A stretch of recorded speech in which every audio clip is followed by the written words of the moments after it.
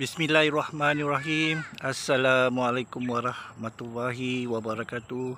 Alhamdulillah dapat kita jumpa lagi di kebun.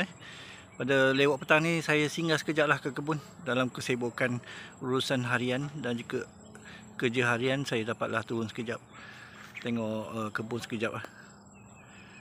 Kalau tengok di sini masih banyak lagi ruang, masih banyak ruang yang perlu dibersihkan. Tapi alhamdulillah lah hujan. Beberapa hari ni hujan. Saya tak perlu siram lah. Pokok kebanyakannya membesar dengan baik. Okey, saya pun membuat pembersihan ni secara berperingkat lah. Mesin terpaksa mesin. Saya tak menggunakan racun lah. Saya cuba elak gunakan racun. Tapi kat sini macam ni alhamdulillah naik lah. Pokoknya cantik . Pokok korma yang saya letak sini pun saya menggunakan kaedah saya tak buang rumput buang, tapi saya letak balik di ni sebab macam ni supaya tanah lembap kat sini . Okey, masih banyak lagi ruang masih banyak lagi kerja perlu dibuat kat sini. Yang ni kosong ni, tayar ni kosong.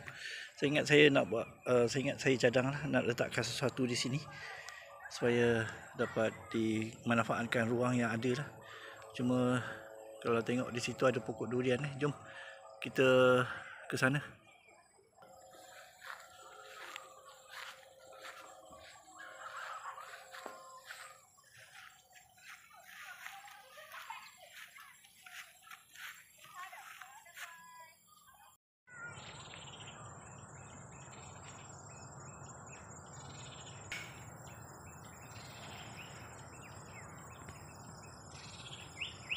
Okey, saya singgah sekejap ke pokok durian ni .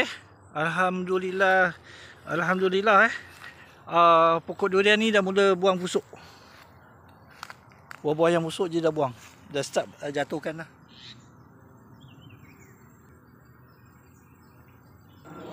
Kebiasaan seminggu ataupun 10 hari lah. Kebiasaannya buah yang turun ni kebanyakannya ataupun yang gugur, kebiasaannya yang kurang berkualiti ataupun yang busuk. So yang macam ni saya rasa mungkin makan masa lama lagi lah ni. Mungkin saya rasa mungkin sebab dia punya ni ada lagi ni. Ada ni apa macam tanda lah dia masih boleh besar lagi . Buah ni boleh besar lagi ni. Okey, ini semua yang boleh dicapai tangan. Boleh pegang. Yang ni pun boleh pegang lah. Yang ni.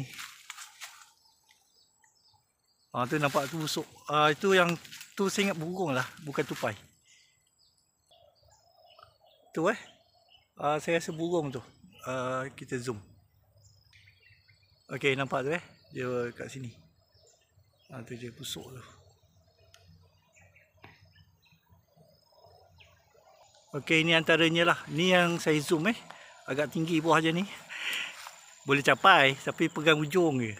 Ujungnya saya pegang . Okey. Alhamdulillah dapatlah menumpang sebab tanah ni kami sewa ataupun pajak bakinya sekitar 2 tahun lagi. Okey, itu sajalah perkongsian untuk kali ini.